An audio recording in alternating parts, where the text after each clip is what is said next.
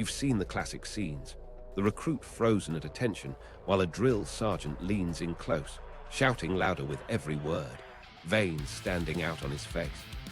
I'm a retired drill sergeant and basic training instructor, and I can tell you Hollywood leaves out what's really happening now. Today, most training emphasizes controlled, measured stress cycles rather than constant yelling. That change comes from modern research on combat performance and resilience. In this video, we'll look at how fitness standards evolve, how simulation drives weapons training, and how mental toughness is shaped in boot camp today. And to start, let's take a closer look at the drill sergeant stereotype. Hollywood's drill sergeant stereotype versus 2025 reality.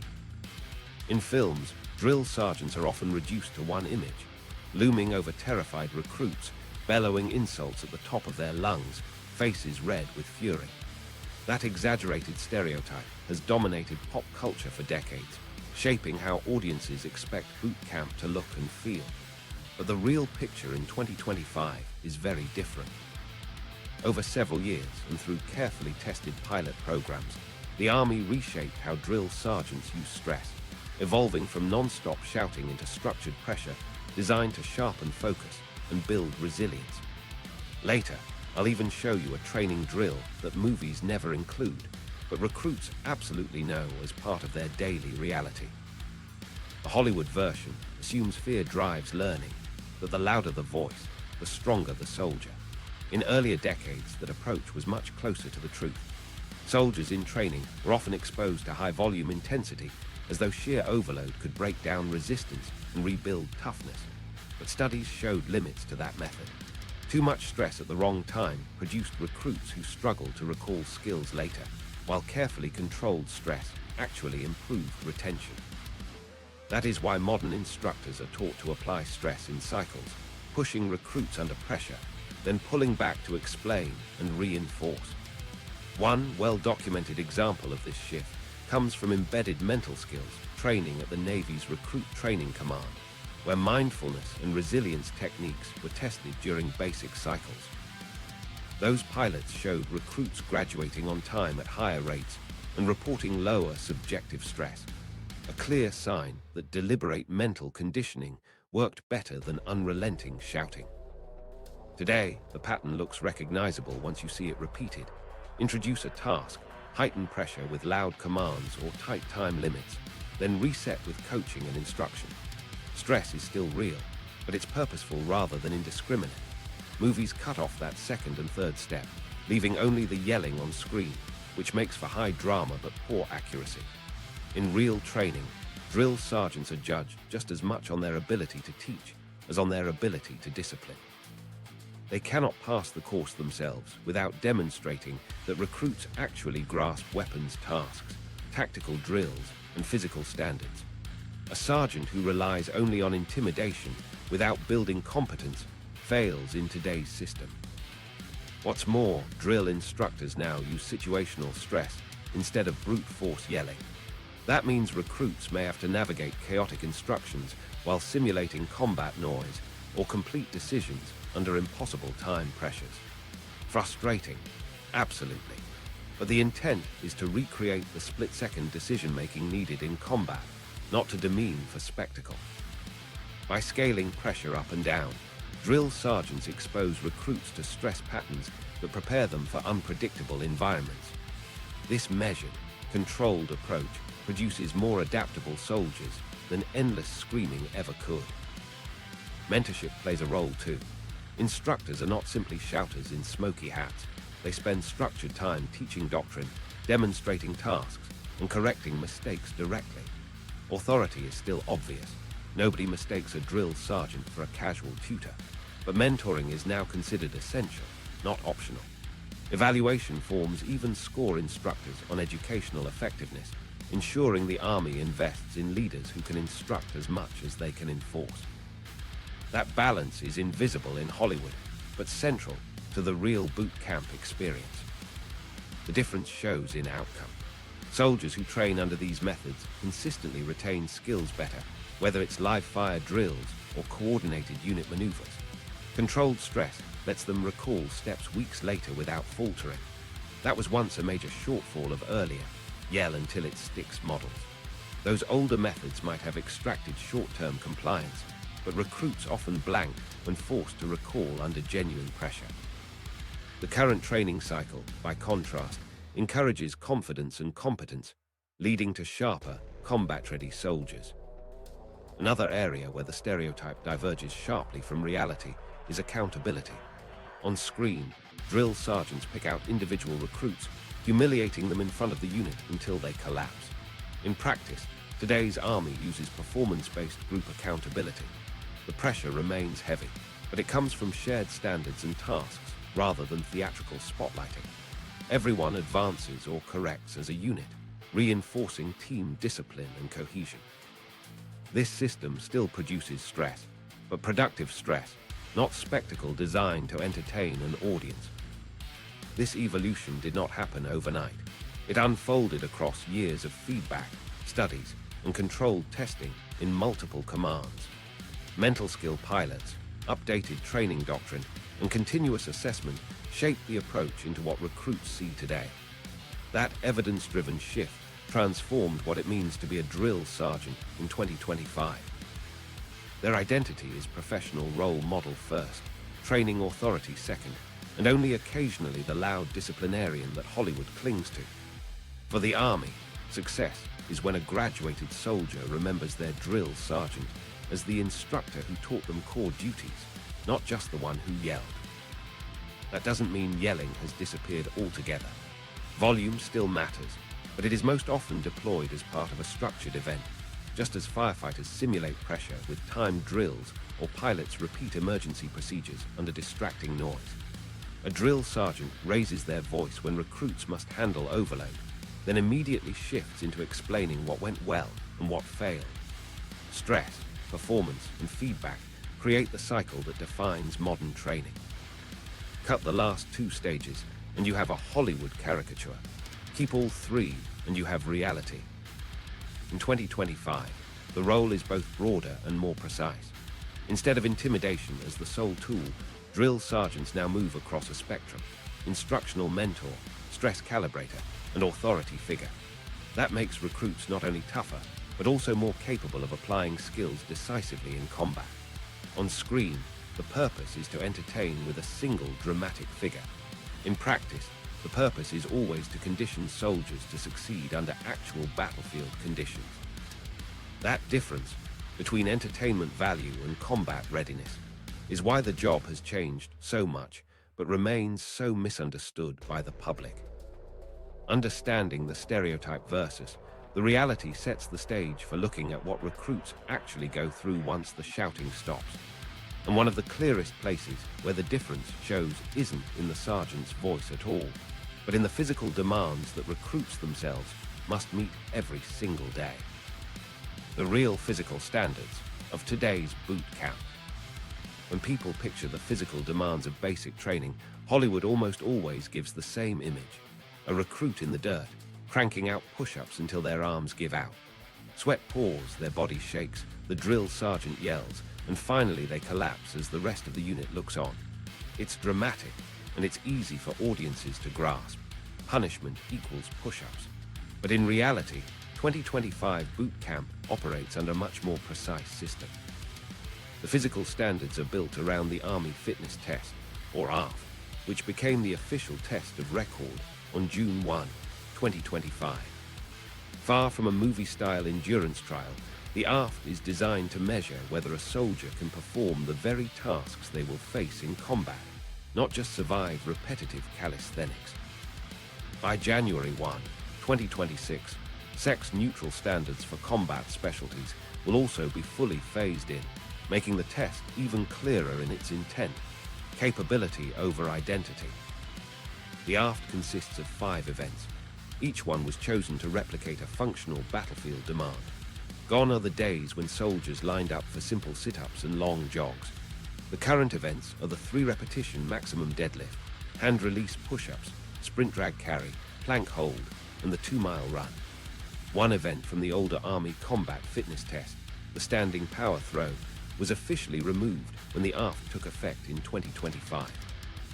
Together, the 5 remaining events balance strength, endurance, agility, and stamina in a way that maps directly to what soldiers might be asked to do under fire. Older tests measured general stamina. The ACFT measures combat readiness. The deadlift translates to load carriage, the sprint drag carry to casualty evacuation, hand release push-ups to sustained upper body endurance, the plank to core stability under strain, and the run to aerobic capacity. The deadlift event is simple in form, but demanding in practice. Recruits must pull a weighted barbell from the ground for 3 controlled repetitions. The weight isn't chosen for show. It represents heavy gear, ammunition crates, or a wounded comrade who needs to be lifted or shifted in combat.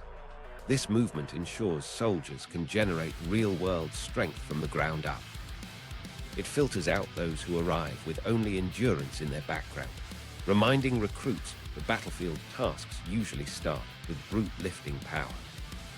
Hand-release push-ups replace the older style of timed push-ups.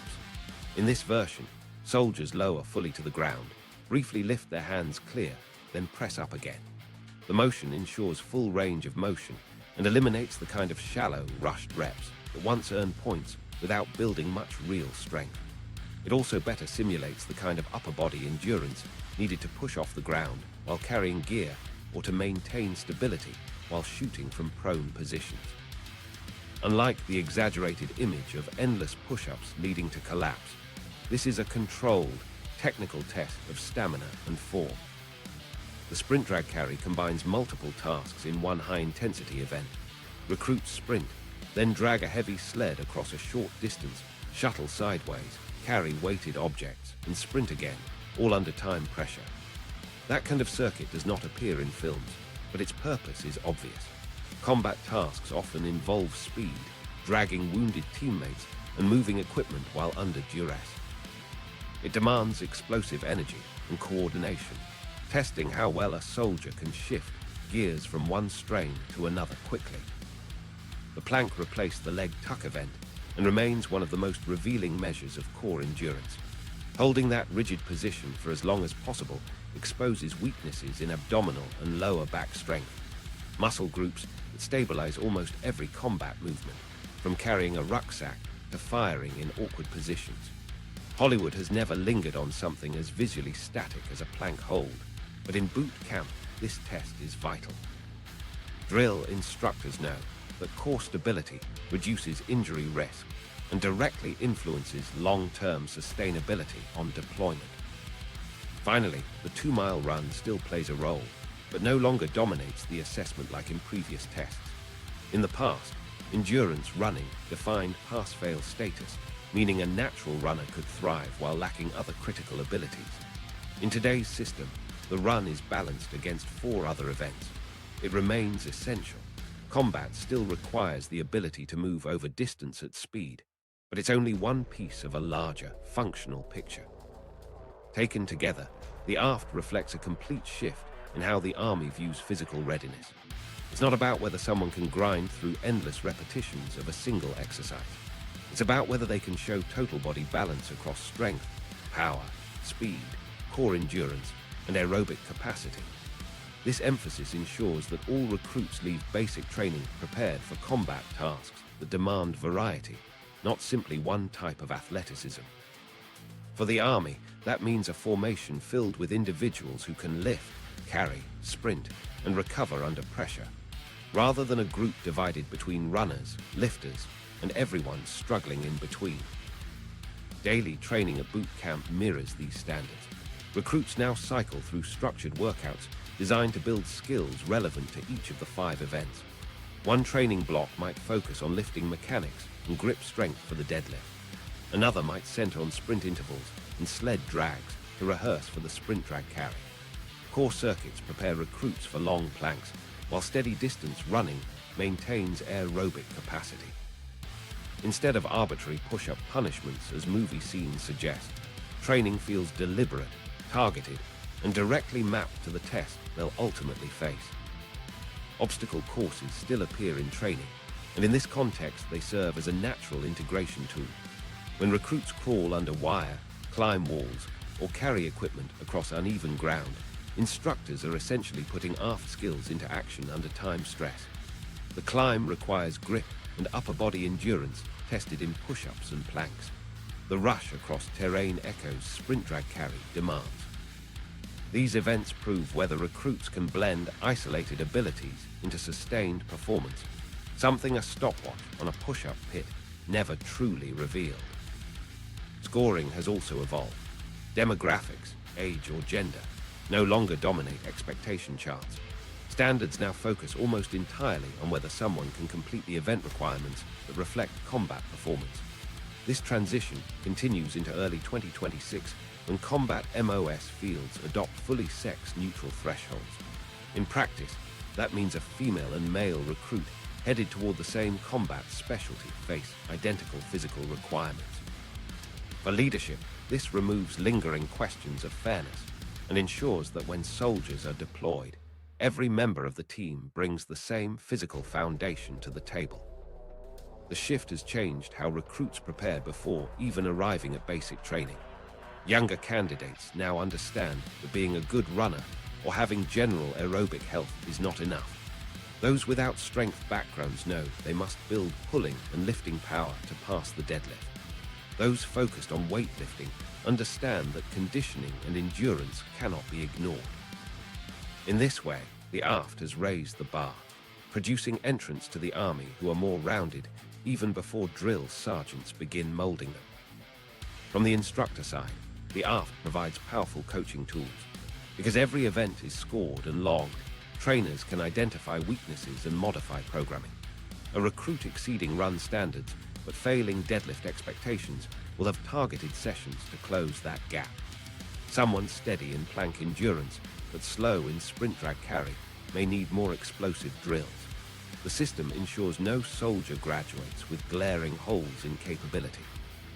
The data-driven approach means physical readiness is no longer judged by appearance or arbitrary endurance feats, but by documented, functional performance. The results have been clear. Soldiers emerging from training in 2025 show greater balanced readiness than those trained under the past systems.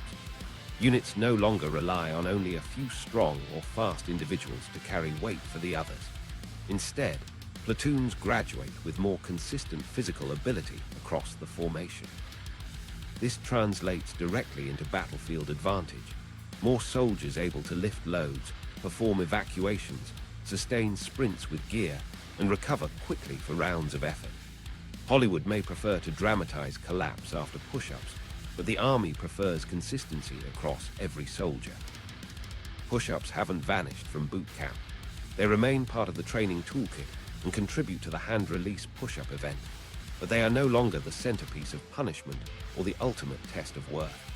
The larger system places them in context, one ingredient in a layered recipe that ensures new soldiers can actually fight, move, and survive under strain. That's the critical point films miss. Nobody graduates for doing more push-ups than their peers. They graduate by passing a test that measures everything a combat-ready soldier must realistically do. And while the physical test demonstrates how modern training has shifted toward functional demands, that's only half of what shapes a capable soldier. What really separates Hollywood's version from today's reality isn't just found in muscle, stamina, or conditioning. It also lies in how recruits are taught to handle weapons, a part of training that movies often exaggerate just as much as those endless push-up scenes. Weapons training, what movies still get wrong. When Hollywood chooses to show weapons training, it often highlights either intense slow-motion disassemblies or long, noisy scenes on a firing line. The audience sees rifles slammed down on tables, recruits racing against each other to strip and reassemble guns, or characters firing endless rounds as if volume alone proves skill. These choices make for sharp visuals, but they depict only the surface and omit how actual training works in 2025. The current system is far less theatrical. It emphasizes structured repetition, simulation technology, and gradual skill building. A recruit in today's army often spends significant time with advanced simulators before handling live ammunition on a range. The system prioritizes fundamentals taught through monitored repetitions rather than spectacle, and that detail rarely makes it on screen. Simulators stand at the center of this change. Recruits now encounter digital weapon systems before they handle real rifles. These simulator platforms use highly realistic replicas integrated with augmented environments that project ranges, varying terrain, and moving targets. Each trigger pull, stance adjustment, and aiming error is tracked instantly. Instructors receive digital reports that highlight grip stability, sight alignment, and trigger control in real time, giving them immediate diagnostic tools rather than relying on guesswork about where a shot landed downrange. This detail makes a fundamental difference between a cinematic row of paper silhouettes and the Army's smart ranges, where every action is measured and fed back into instruction. The Army has invested heavily in this technology. The synthetic training environment and its live training system, prototypes, even include haptics designed to simulate recall and battlefield stress cues inside digital drills. Those advancements make the simulator feedback feel closer to live fire, while preserving the controlled conditions needed for novices. In practice, recruits build correct habits without worrying about wasting ammunition or losing accuracy under the distraction of recall. When they transition to live ranges, they already carry the muscle memory and discipline formed electronically, which reduces early mistakes and raises overall performance. Film depictions often portray weapons training as either chaotic or competitive. In a movie, soldiers may appear shoulder to shoulder spraying rounds without pause, or competing under extreme time pressure to break down rifles for dramatic effect. The real approach is organized and progressive. Simulator sessions allow large numbers of recruits to receive multiple repetitions without pausing for spent rounds or range resets. That efficiency keeps training continuous and maximizes feedback. Instructors can monitor several soldiers simultaneously, watching the data stream rather than attempting to judge visually through guesswork. In this way, each recruit's weaknesses, trigger jerk, aim drift, poor recovery time, emerge in clear metrics that can be corrected step by step. Shooting becomes less about whether someone looks skilled and more about whether they demonstrate repeatable fundamentals. Weapons disassembly remains, but not in the competitive style films tend to show. Maintenance and familiarity are the real goals, learning how to correctly clean, inspect, and reassemble a rifle so it works in any environment. A recruit is evaluated on doing it safely, methodically, and reliably.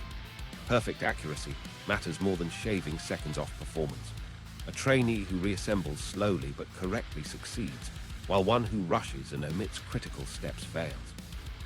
The Army reinforces that weapons are tools to maintain, not props for dramatic races. Modern simulators add another element completely absent from Hollywood portrayal: situational variability. Augmented ranges can reproduce urban alleys, woodland terrain, or open desert. They can also factor in stress conditions. Recruits might be asked to engage targets in dim light or attempt accuracy immediately after sprinting weighted distances. These scenarios assess whether fundamentals hold under stress, not just on a static range. Actual combat requires firing while fatigued, distracted, or adjusting to fast-changing conditions. By simulating these pressures early, training reduces the gap between early repetition and battlefield application. Safety also drives this reliance on simulation. Films never depict the reality of dozens of inexperienced recruits holding live rifles simultaneously. In actual training, much of the initial emphasis on simulators exists to ensure recruits embed muzzle discipline, learn correct trigger handling, and practice safe procedures before live ammunition ever enters the equation. Inevitably, incidents are reduced because soldiers hit the live range already conditioned to the fundamentals. Recruits no longer need to learn and fire simultaneously, which lowers both waste and risk. Once soldiers arrive at live fire stages, their progression shifts from skill acquisition to application. Instructors evaluate beyond simple hit or miss tallies. They measure rate of recovery after each shot, speed to first round, shot group consistency over time, and changes in accuracy when heart rate elevates. That level of analysis requires more than paper targets, so smart instrumentation accompanies live ranges. If a recruit demonstrates accuracy when static but falters after exertion, data identifies whether stance, breath control, or fatigue is the cause. Training then adapts accordingly. Instead of vague encouragement, recruits receive specific feedback tied to observed metrics. The rhythm of the training cycle underscores this difference from cinematic portrayals. Soldiers do not spend every day in endless firing lines. They rotate among classrooms, drills on mechanical function, simulator sessions, and structured live fire blocks. Time is managed tightly to ensure every recruit gains repetitions instead of standing idle as others fire. While films exaggerate firing sequences to heighten tension, the Army designs daily blocks as a systematic progression. By graduation, recruits have moved from simple familiarization to practical application against timed, stressed, and variable conditions. This process reflects what modern combat actually demands. Soldiers are expected to use their weapons effectively under constrained circumstances. Ammunition must be conserved. Decisions about when to fire carry as much weight as the ability to hit. The Army stresses confidence and consistency over romantic attachment to a rifle, rejecting the cinematic trope of the weapon as an emotional centerpiece. Proficiency is measured by competence, not the intensity of devotion a character displays. In discussing these contrasts, it becomes clear how far training has stepped away from familiar media images. Smart feedback, haptic simulations, and structured discipline create soldiers prepared for complex and shifting combat environments. It is not glamorous, and it rarely suits a dramatic script. But this emphasis on analytics and targeted progression equips recruits with real confidence supported by evidence of their own improvement. And while the weapons component stands apart in its reliance on technology and data, the underlying pattern tracks closely with other transformations in modern training. The Army in 2025 consistently shifts from spectacle toward methods that build resilience and skill without unnecessary harm. This same philosophy carries over when addressing discipline. Another element films consistently sensationalize in ways that bear little resemblance to the systems recruits actually face. Discipline without physical abuse. In today's Army, discipline looks nothing like the harsh scenes audiences are used to seeing in movies. Hazing and physical abuse are prohibited. Modern corrections use structured consequences and group accountability. That ban isn't symbolic. It is fully enforced, with reporting channels and leadership oversight in place to remove any instructor who crosses the line. What matters now is how well recruits learn to operate under stress, accept responsibility, and support their teammates. Pressure remains a central part of the environment, but it is applied through systems designed to teach, not to harm. The change away from abusive methods has been a long process. Over decades, the Army steadily tightened regulations to remove hazing, excessive punishment, and any form of physical misconduct. Today, these practices are illegal and counterproductive and can end a drill sergeant's career. Every instructor receives formal training that explains the difference between acceptable correction and prohibited behavior. Rather than tolerating extremes, the Army expects drill sergeants to uphold standards in a way that is professional, predictable, and effective. That approach ensures discipline builds trust and capability rather than fear or resentment. One of the main tools is the use of controlled stress exercises. These are designed to mimic the types of pressure recruits will face in military life. Instead of being forced into arbitrary physical drills, a mistake might result in a timed task where the group must complete a mission faster than seems possible. For instance, if a platoon misses a formation time, they might face a drill where every second they lose adds to the collective effort required. As a result, discipline occurs through exposure to stressful, mission-driven tasks rather than direct punishment. Recruits learn quickly that choices have clear and lasting consequences. Group accountability reinforces those lessons. In modern boot camp, errors do not isolate one recruit for public humiliation while the others watch. Instead, the entire squad shares the outcome of poor performance. If someone fails to pack their gear correctly, the group must repeat the packing drill until everyone achieves the standard. This approach mirrors combat reality, where one soldier's mistake can affect the entire unit. Training recruits in this way not only disciplines the individual, but also strengthens the bond among teammates, since peers now push each other to prevent mistakes from happening in the first place. Consider a typical scenario. A recruit neglects to bring the right gear to a training event. Instead of being singled out for physical abuse, the unit might be required to repeat the entire preparation process together. Everyone loses time, everyone falls behind schedule, and the group feels the impact until the issue is corrected. The lesson is direct. The unit depends on each member meeting standards, and failures carry shared weight. This system produces long-term accountability because recruits cannot escape the knowledge that their actions affect the whole team. Another method instructors apply involves team challenges. Rather than shouting matches or extreme punishments, drill sergeants construct tasks that emphasize communication and shared responsibility. Moving heavy equipment over terrain, solving a logistical puzzle against the clock, or coordinating under pressure. These exercises all generate stress without abuse. The difficulty disciplines the group because breakdowns in planning or effort make progress impossible. Soldiers learn discipline not from being torn down by an instructor's anger, but from realizing their squad cannot succeed unless everyone works together. Personal responsibility still carries weight, but it is measured differently. Recruits understand they will not be struck or hazed, but they do carry the burden of consequences when their errors affect others. In practice, this pressure lasts longer than any physical reprimand. When a platoon goes hungry because a mistake cost them time, or when exhaustion mounts because of repeated group drills, the lesson embeds deeply. Recruits recognize the importance of preparation and focus, and those values extend to every exercise afterward. That sort of self-discipline is difficult to build when correction is based only on fear of immediate punishment. The Army reinforces this system with leadership accountability. Drill sergeants are not free agents who operate outside oversight. Every action is subject to review.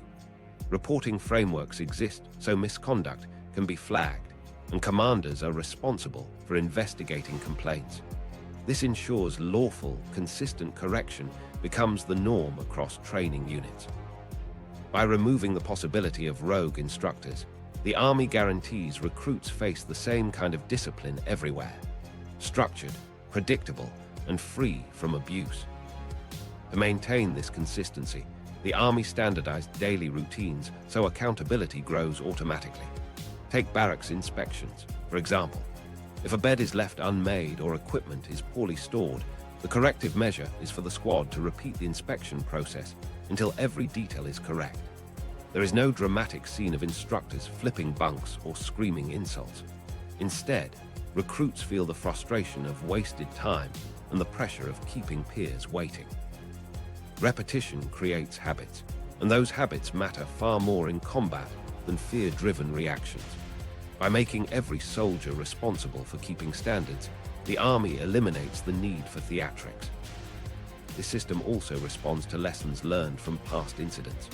The Army recognized years ago that hazing damaged trust, eroded morale, and even risked readiness. Abusive methods might generate fear, but they rarely produce disciplined soldiers who function well under stress. Controlled stress exercises, group accountability, and scenario-based corrections, however, replicate the conditions a soldier truly faces: time constraints, team reliance, and the need to perform while fatigued. These lessons translate directly to combat environments where lives depend on consistent, reliable discipline. The effectiveness of this approach is clear in how recruits behave after training. Soldiers graduate not because they simply survived abusive conditions, but because they learn to absorb pressure and continue functioning.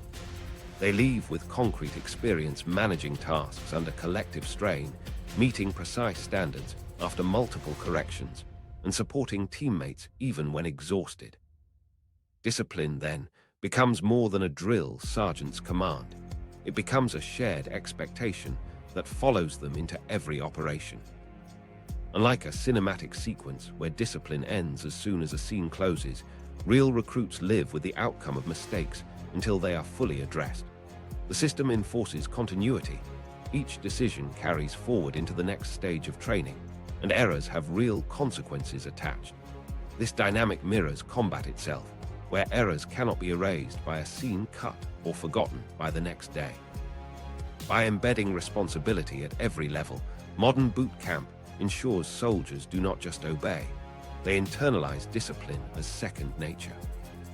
Drill sergeants are judged by results, not by intimidation. An instructor who relies on endless shouting or outdated punishments is now out of step with the system. Instead, success lies in producing a platoon that understands why standards matter and how to uphold them under stress. Pressure remains constant, but it is organized pressure. This marks a fundamental departure from Hollywood portrayals that confuse noise with effectiveness. The Army measures discipline through outcomes, how soldiers perform together under pressure, not how loudly anyone yells. The lessons of this shift influence every other part of training. Recruits now expect correction to come in structured, repeatable forms. They understand accountability is shared, and that preparedness prevents wasted time and effort. They know instructors monitor performance carefully, but within a framework that emphasizes growth and safety. By the end of training, soldiers accept discipline as a function of responsibility and teamwork, not abuse. That difference continues shaping their careers beyond boot camp, reinforcing the Army's larger focus on readiness and resilience. This transformation shows how far reality has moved from outdated depictions, but it also highlights another layer of modern training that films almost never show: how much technology has been woven into the process itself. Technology integration in boot camp. Technology is no longer an afterthought in training. It is part of the framework recruits encounter from the day they arrive. Where older portrayals still show paper manuals, hand calculations, and purely physical correction, the modern system uses digital tools to shape performance. By 2025, technology supports nearly every domain of boot camp: physical readiness, classroom learning, weapons handling, and even how instructors themselves are evaluated. These tools do not replace drill sergeants, but they give recruits measurable, consistent feedback at a pace Hollywood depictions never capture. One area where this shift is visible is in health and performance monitoring. Many training posts now use biometric devices as part of pilot programs and holistic health and fitness (H2F) initiatives. H2F is the Army's integrated approach that links fitness with recovery, nutrition, sleep, and resilience. In practice, recruits in participating companies might wear devices that record heart rate, hydration levels, or recovery data during the training cycle. The point isn't surveillance for punishment, it is intervention. If fatigue or dehydration patterns appear, instructors can address them early before they lead to injury. A recruit may claim to be fine, but data might show otherwise, allowing corrections to prevent breakdowns instead of waiting for collapse. This practical use of information is far from the collapse-on-the-field scenes that films often rely on, and it helps soldiers understand how to maintain themselves over the long term. Classroom learning has also entered a new stage. Instead of being buried under printed manuals that grow outdated the moment new policies appear, recruits now work with tablets. These devices provide current manuals, training protocols, and interactive materials at scale. If medical response guidance changes, it updates across all devices instantly. That means recruits aren't memorizing obsolete material, and instructors don't waste time flipping through paper to keep lessons current. For a generation already accustomed to smartphones, the transition feels natural and makes studying doctrine far more efficient. Hollywood almost never shows classroom instruction in boot camp, but it remains a major part of the schedule, and these tools streamline how it happens. Artificial intelligence and real-time performance systems sit behind many of these changes. AI-driven platforms analyze drills, weapon simulations, and physical training events as they happen. Posture, accuracy, timing, and consistency are measured in seconds, and feedback cycles back to the recruit before a drill sergeant can even step in. That doesn't mean instructors are sidelined. It means their role is amplified. Instead of trying to catch every detail with the naked eye, they can focus their coaching on what the system has already flagged. This reduces ambiguity and ensures that all recruits are held to the same measurable standard. Corrections are therefore faster, clearer, and more lasting. The smart range represents the clearest example. Traditional paper silhouettes are still used at times, but increasingly ranges are embedded with sensors that track nearly every motion in a firing drill. The system notes grip angle, trigger pull, follow-through, and breathing consistency. Immediately after a shot, data is displayed showing exactly why it landed where it did. A recruit does not just hear, "You missed left." They see that a shift in their firing hand or inconsistent breathing caused the deviation. The trainer reinforces the point, but the system already delivered the evidence. These performance loops reduce wasted ammunition and shorten the time it takes for recruits to build stable fundamentals. This use of analytics also extends to instructor accountability. Training data measures not only individual recruits, but also broader performance patterns. If one company consistently lags behind others in a core event, it is no longer an open question. It's visible in the system. That creates direct accountability for drill sergeants and commanders, who must adapt their teaching methods when results don't match standards. Whereas Hollywood portrays instructors as untouchable figures, the real army embeds oversight into the data, showing whether leaders are achieving what they're supposed to. Technology also has a growing role in mental readiness. Stress and recovery monitoring systems track trends over time, allowing staff to identify recruits who are not recovering effectively from training or who may be at risk for burnout. The purpose is not to cushion recruits, but to keep them on the right side of manageable stress. In combat and training alike, soldiers must perform under fatigue, but there's a difference between sharpening resilience and driving a recruit into avoidable collapse. These systems provide early signals that balance that line, making sure pressure breaks down barriers without breaking the soldier. Emulations extend these approaches even further. Modern virtual reality and augmented platforms allow recruits to practice patrols, convoy protection, or ambush responses long before they face similar drills in the field.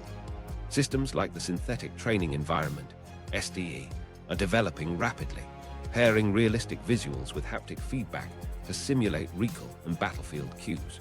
Prototypes are being refined now, with plans for broader fielding during the mid-2020s. This means a new recruit can experience decision-making under fire, with moving targets, changing terrain, and unpredictable scenarios, without the full risk of live fire. Repetition under controlled but realistic stress conditions better prepares soldiers for the time they must do it in real environments. The payoff from these tools is practical. Recruits improve faster, need fewer live rounds to master the basics, and often avoid injuries or breakdowns that once plagued training cycles. Feedback loops now run in minutes instead of hours or days. Instead of guessing why they failed a drill, a recruit sees the measurable cause immediately and corrects on the next attempt. For leadership, the same systems ensure consistency across units, cutting down on the variance that once depended heavily on instructor personality or subjective judgment. For all of this, technology remains a complement, not a replacement. Drill sergeants still set the tone, apply the pressure, and translate lessons into context. A sensor can explain why a shot missed, but it cannot model composure under stress or explain what it means for combat effectiveness. That role still belongs to the instructor. Students may get data, but it gains meaning only when framed by experience. This balance, digital precision, handled alongside human mentorship, is the baseline for modern boot camp. Across the training cycle, recruits experience this integration constantly. They wake up to trackers logging sleep and recovery. Their exercises are scored by AI systems analyzing technique. They practice weapons handling on smart ranges and simulators before graduating to rounds on live ranges. They study doctrine via tablets updated in real time. Instructors step in at each phase, grounding the lessons in context and reinforcing discipline. The Army has created a system where no detail slips unseen, and no soldier graduates without feedback that is specific to their progress. This shift shapes both how individuals learn and how groups form cohesion. Structured feedback keeps standards uniform across posts, but it also equalizes experiences among recruits, ensuring they develop at the same pace. While the old boot camp imagery centered around noise, fear, and arbitrary punishment, the modern approach emphasizes measured growth through quantifiable data. By linking feedback to real actions, recruits learn trust in the system, and by extension, in each other. This shared framework will matter even more in the collective environment they rely on once they graduate. And as the Army builds these systems into daily life, another transformation becomes visible in the units themselves. Who makes up the formation, how they are represented, and what standards unite them on common ground. Diversity and inclusion in the modern force. Classic portrayals of basic training almost always show a single, uniform image. Long lines of men in identical gear, every recruit fitting neatly into one narrow mold. On screen, women are missing almost entirely, and cultural variety is scarcely acknowledged. That picture may still shape expectations among viewers, but it doesn't match what you actually see standing in front of a platoon today. Training companies in 2025 are far more diverse.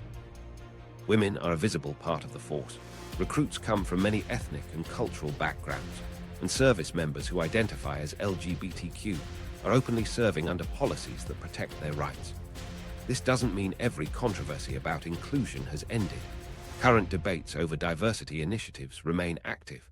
But it does mean modern Army formations look much more like the broader population of the United States than the fictional versions Hollywood still presents. For decades, movies leaned heavily on the idea that effectiveness came from sameness. Directors showed recruits stripped of individual identity, with cohesion portrayed as uniformity of behavior. The Army's real approach has shifted.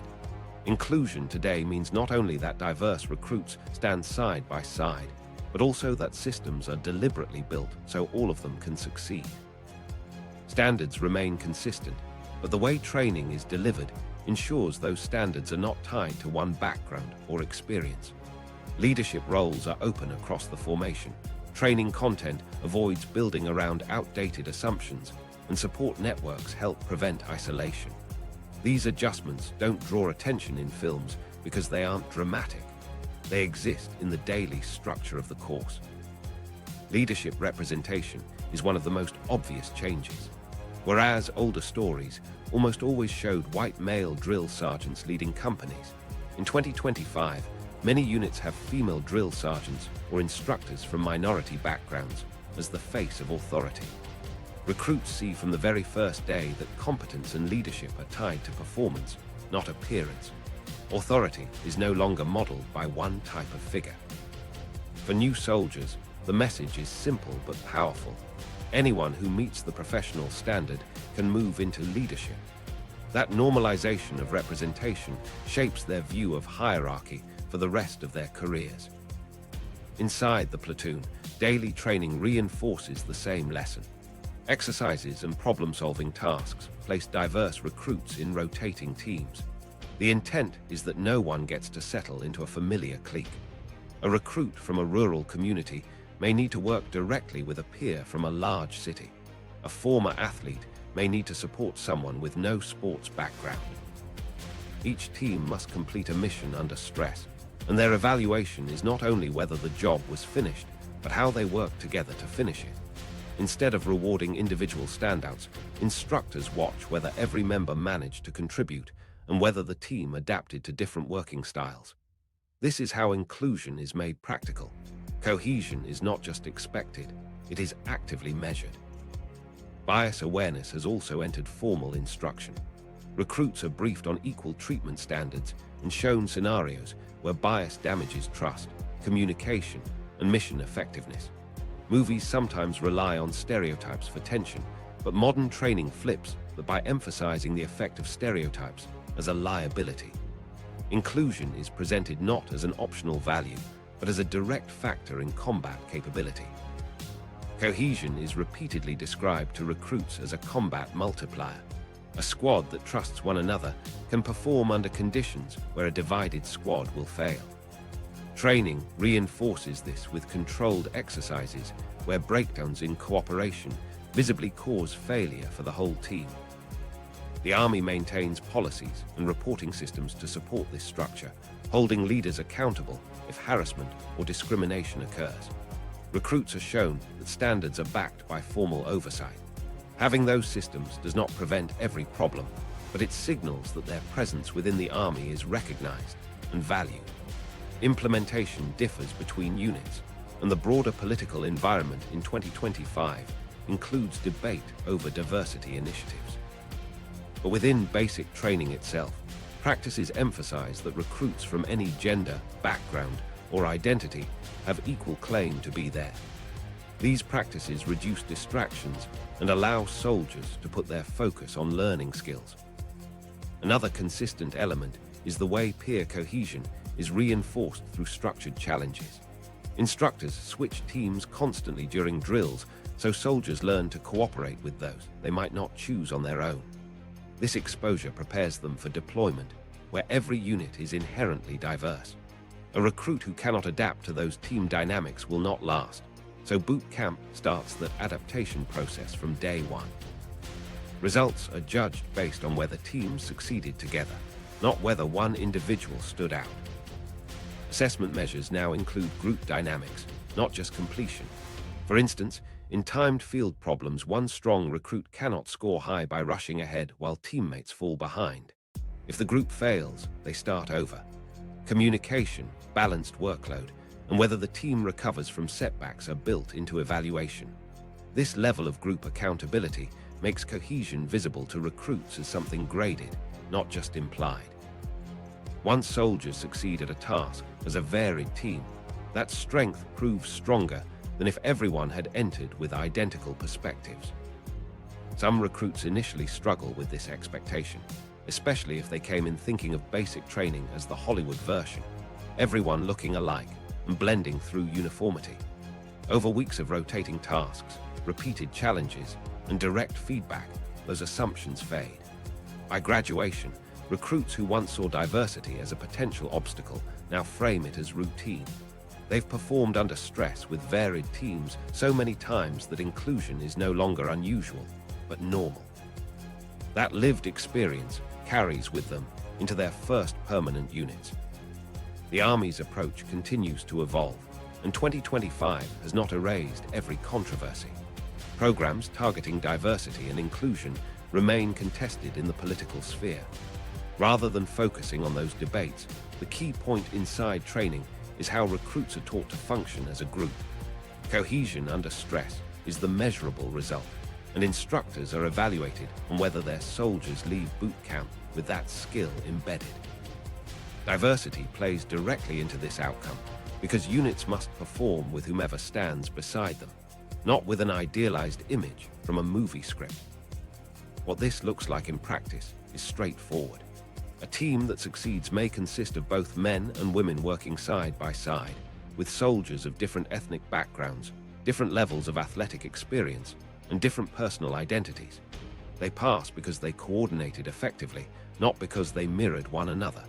Here, cohesion through integration is the outcome the Army measures. Soldiers come to see their differences as part of the normal fabric of the team. Culture shifts through repetition. Every exercise reinforces that respect and teamwork are standards, not optional values. Every leader modeled at the front of a formation expands a recruit's understanding of who belongs in that role. Every group-based evaluation ties cohesion to measurable results. Soldiers leave boot camp not only physically conditioned, but also socially prepared for assignments where diversity is unavoidable. Inclusion becomes less of an abstract talking point and more of a practiced, lived reality. By the end of training, diversity and inclusion are not highlighted as lessons separate from discipline, fitness, or weapons handling. They are embedded in the same way, through structure, repetition, and evaluation. Soldiers are taught explicitly that how they treat and rely on one another affects combat readiness as directly as how they shoot, run, or carry weight. The system is designed so no one can graduate without demonstrating that they can function in a diverse team. This creates a sharp difference from how Hollywood still frames boot camp. In films, diversity, if shown at all, is typically used for conflict or tension. Audiences see stereotypes exaggerated for dramatic effect.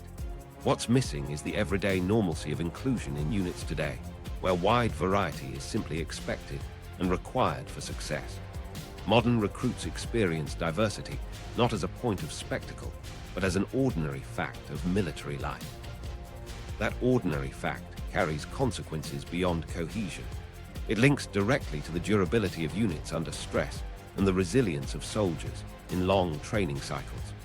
And that resilience, shaped by inclusion as much as by physical standards or weapons training, sets the stage for another reality left out of most Hollywood depictions: how recruits learn to handle the mental strain of constant pressure. Mental health and stress management are now considered core elements of a recruit's training experience, not background issues to be ignored. In contrast to older portrayals where emotional strain is mocked or dramatized, the Army in 2025 treats resilience as a skill to be taught, rehearsed, and reinforced.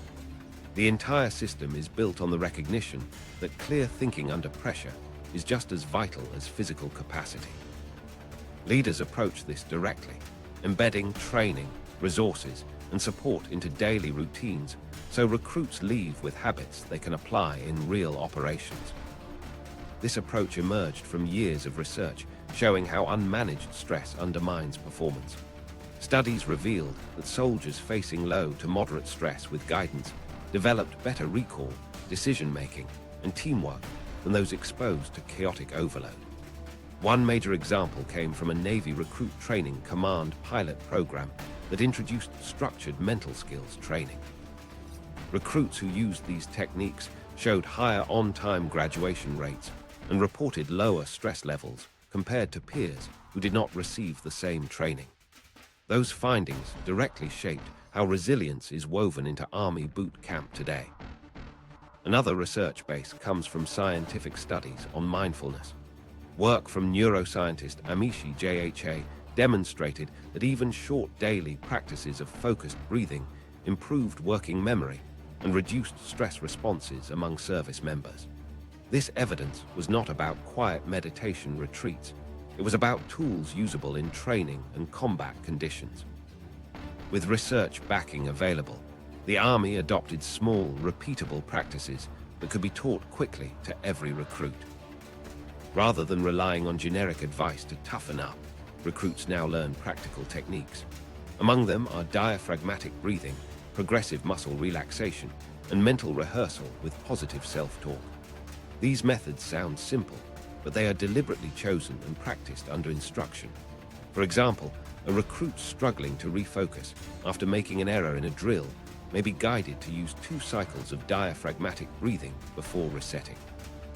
Progressive muscle relaxation helps them release tension accumulated during long days, while short rehearsal scripts condition them to replace negative thoughts with constructive focus.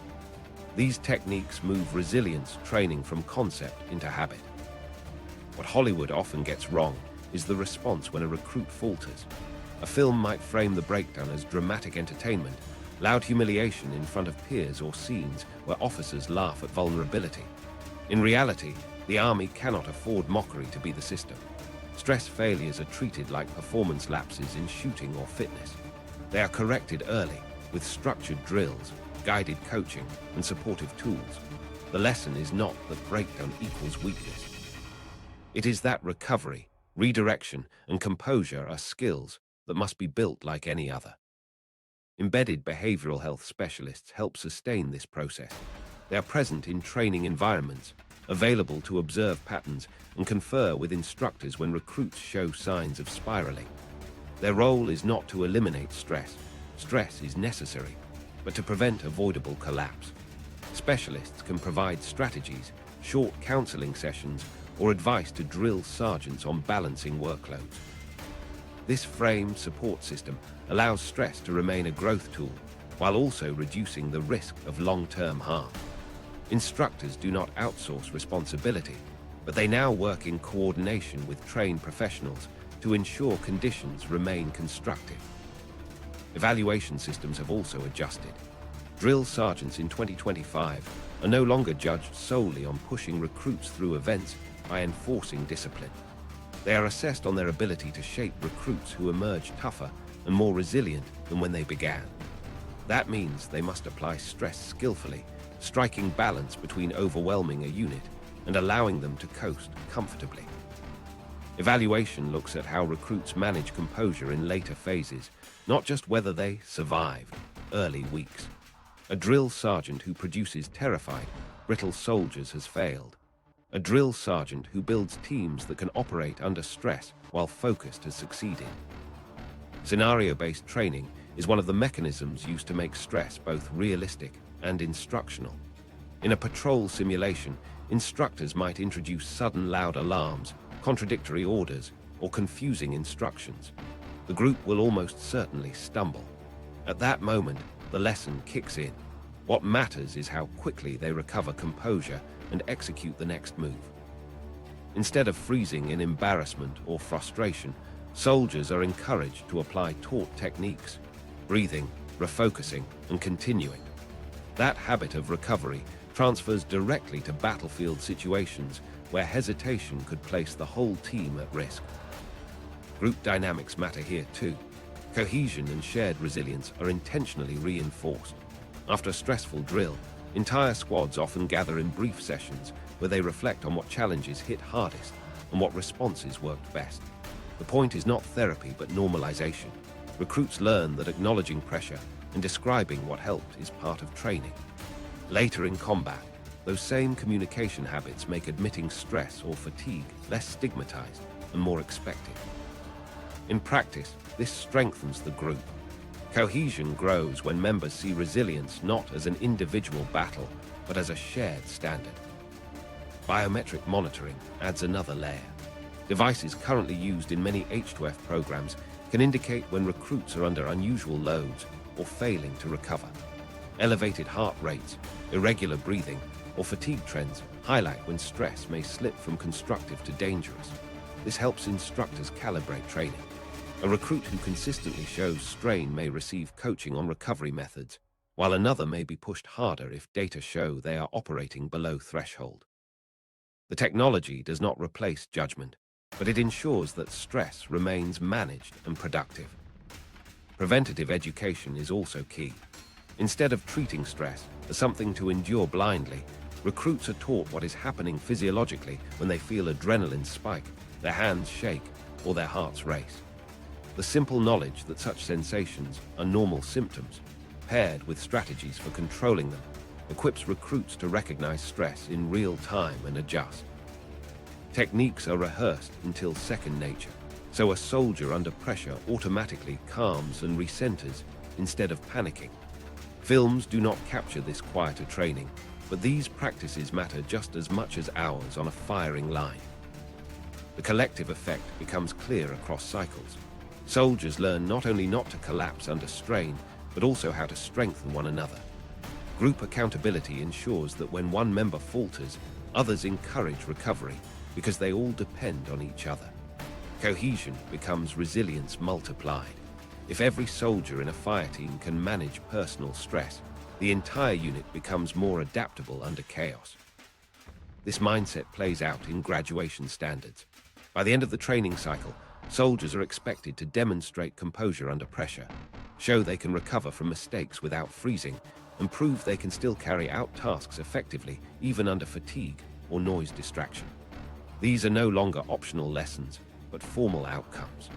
Soldiers are evaluated on resilience alongside marksmanship and fitness. No recruit passes without proving those mental anchors. What stands out is not just how different reality is from Hollywood images, but how integrated resilience has become. Drill sergeants lead scenario stress drills, specialists monitor progress, data supports real-time adjustments, and recruits themselves practice specific techniques daily. Stress management is not an extra, it is as routine as physical training. By graduation, soldiers are not shielded from difficulty, but hardened by guided exposure and supported by strategies that allow consistent performance. The modern balance is pragmatic. Instructors still demand discipline and still create stressful environments. That expectation has not vanished. What has changed is that breakdowns are treated as opportunities, not entertainment. Instead of mockery in front of peers, recruits learn constructive methods and return to their tasks stronger. The Army views resilience not as an abstract value, but as a combat multiplier. Units that stand composed in chaos hold together. Units that carry fear and stigma fracture when tested. In real terms, this means every training day includes stress exposure designed to prepare soldiers for unpredictability. They master composure not just to graduate boot camp, but to deploy later knowing their minds will not fail when their bodies are already pushed to the limit. By treating resilience as measurable, repeatable, and necessary, the Army ensures recruits become adaptable soldiers ready for real missions. Resilience training also reflects the Army's broader recognition of health as part of readiness. The systems built in 2025 continue to evolve, connecting mental strength with overall soldier care. As conditions and threats shift, the commitment to managed stress and mental skill remains a constant. And that focus on health connects directly to another transformation born from larger global challenges that reshaped what training even looked like in the first place. Boot camp after COVID-19. Movies rarely acknowledge how crises beyond the battlefield shaped boot camp, but the Army could not ignore the impact of COVID-19. That pandemic forced dramatic changes to close quarters training, and many of those adaptations remain part of how recruits are prepared in 2025. The lessons went well beyond short-term fixes. After-action reviews formalized them into daily routines.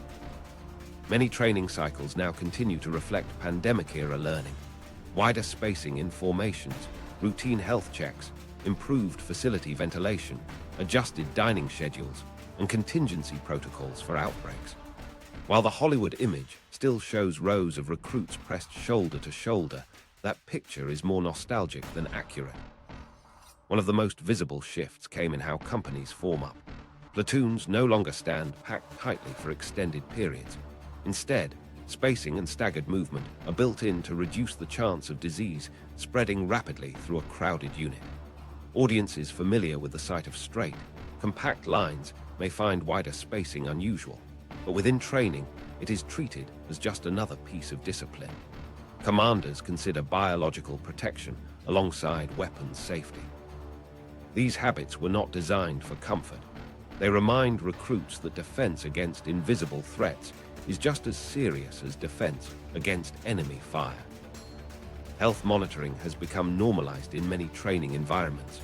Instead of beginning the day with sudden physical tasks, recruits now often undergo rapid screenings, quick checks of temperature, heart rate, or oxygen levels. The technology varies across posts, but the purpose is consistent, spotting illness or fatigue before it spreads or escalates. Instructors use these scans not only to isolate potential sickness, but also to recognize the early signs of overtraining. A recruit flagged early can be given adjustments, reducing injury rates while preventing a single sickness from derailing an entire cycle. Movies may still depict recruits collapsing dramatically in front of a crowd, but actual training tries to prevent someone reaching that point at all.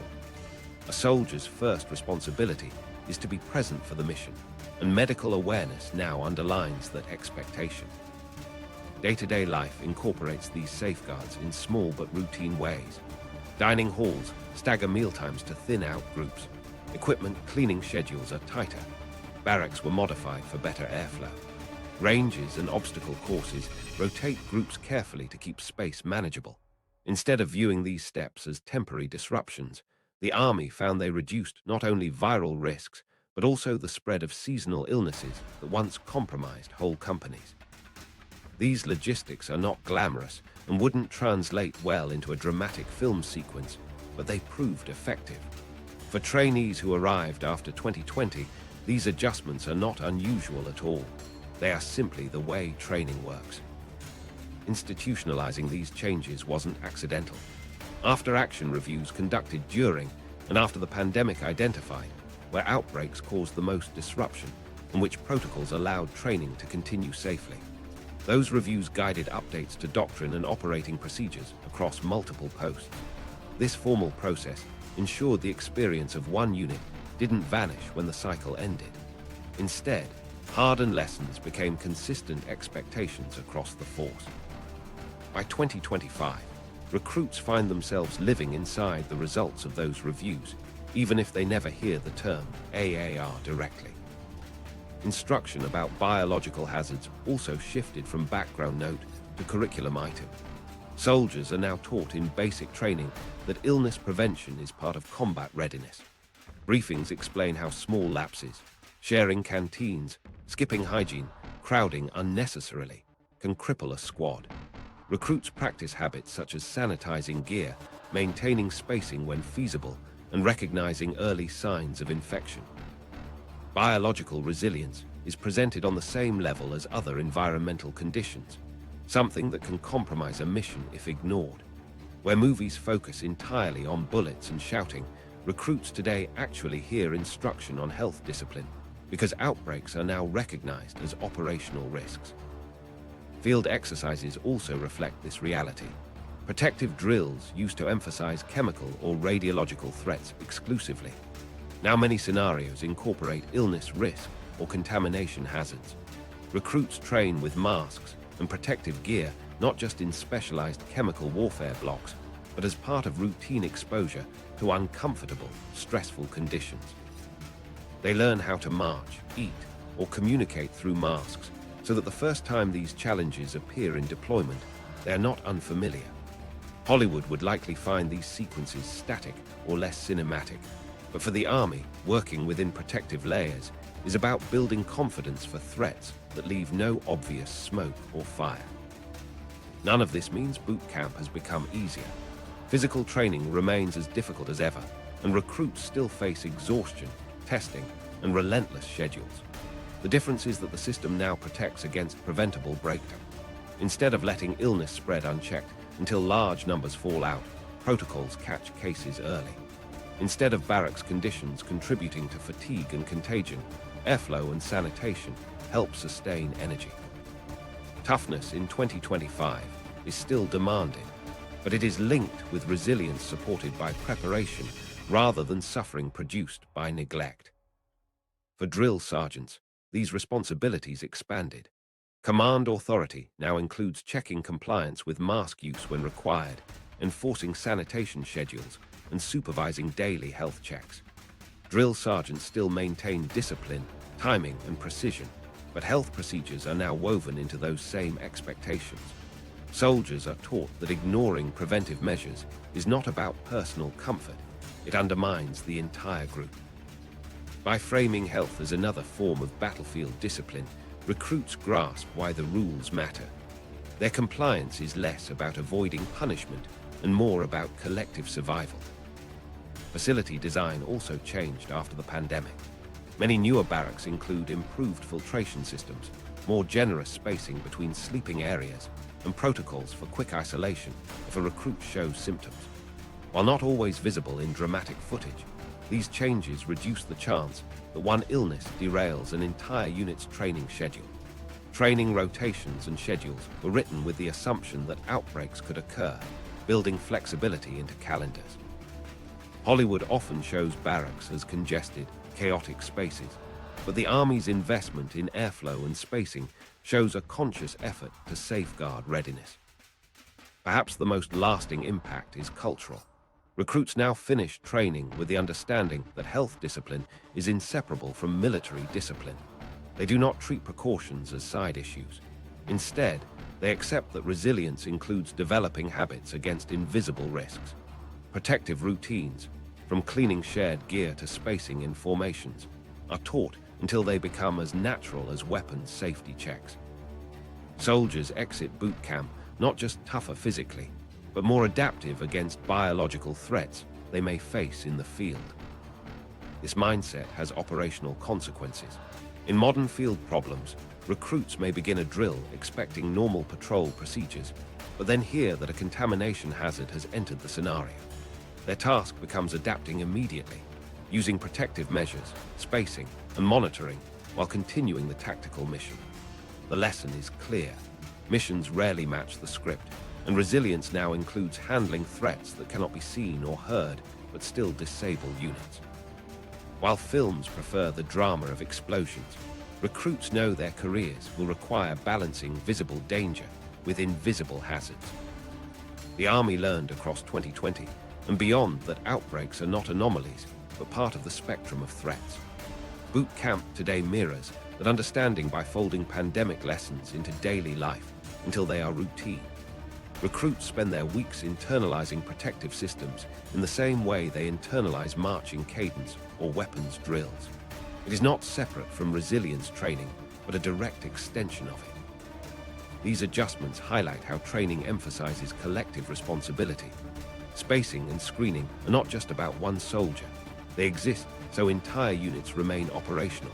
Protective drills are not private practices, but shared efforts that demand group compliance. That theme carries forward into how the Army prepares soldiers for every other aspect of training. Whatever their personal strength or weakness, recruits succeed only when they adapt as part of a group.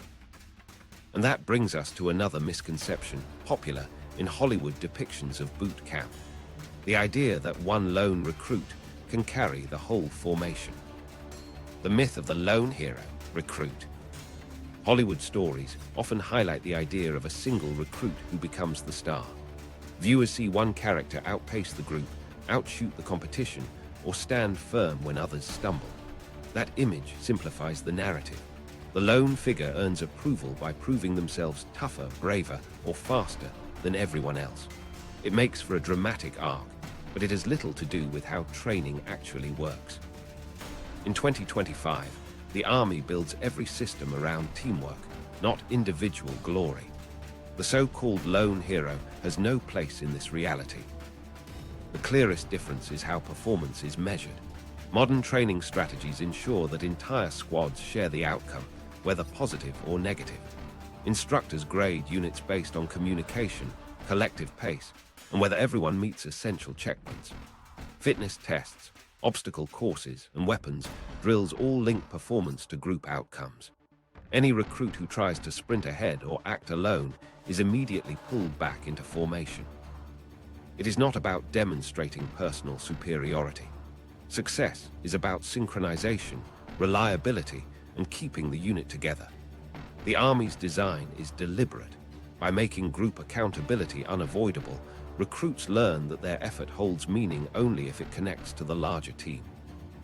Discipline reinforces this principle every day. If one person misses a standard, forgetting gear, arriving late, or failing a procedure, the whole squad repeats the task together. A strong performer alone cannot offset the lapse. Recruits quickly discover that talent without cooperation earns no reward. The intention isn't to punish indiscriminately. It's to teach that combat relies on everyone acting reliably, not on one figure excelling while others fail. Cohesion becomes a survival skill, and from the first week, the system removes opportunities for isolated heroics. This approach dismantles the Hollywood version, where one character absorbs all the punishment until they emerge as the supposed hero. Leadership development follows the same pattern. Instead of relying on one dominant figure emerging naturally, recruits rotate through leadership roles. Squad leader 1 week, team leader another. This deliberate assignment ensures everyone experiences being both the leader and the led. Strong recruits learn the difficulty of managing peers instead of just carrying themselves. Quieter recruits gain confidence when they realize leadership is about structure and cooperation, not dominance. Research backs this practice. Pilot programs that embedded mental skills and group cohesion training reported higher graduation rates and improved overall team performance. Soldiers benefited not from one figure leading consistently, but from every member practicing leadership under stress. That reality couldn't differ more from the cliched story where one hero rises as the chosen leader. The reason for this focus on units over individuals is rooted in operational demands.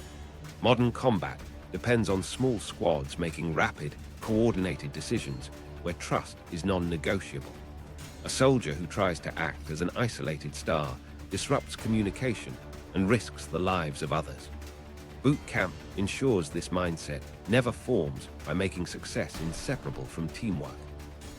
In place of cinematic drama, recruits experience repetition that teaches them to rely on each other, adapt together, and measure pride by shared standards. Hollywood's lone hero arc collapses because real missions require squads, not solo performances. And that brings the bigger picture into focus, the gap between what audiences see in classic films and how training actually works today. To close out, we need to return to one of those iconic boot camp movie moments and reconsider it under this unit first lens. Only then does the true contrast stand out. The version of the drill sergeant often shown on screen is built on intimidation and spectacle, but training in 2025 operates on very different foundations. Effectiveness now comes from structured instruction and data-driven systems like the Army Fitness Test and Holistic Health and Fitness, which align physical standards with science. Weapon handling relies increasingly on simulation, haptics, and the synthetic training environment to ingrain fundamentals before live fire. Mental skills training, drawn from pilot programs, equips recruits with resilience techniques, and discipline is enforced through squad-first accountability, where teamwork defines success. If you've watched a classic boot camp scene, share it below, or add your own experience of real training.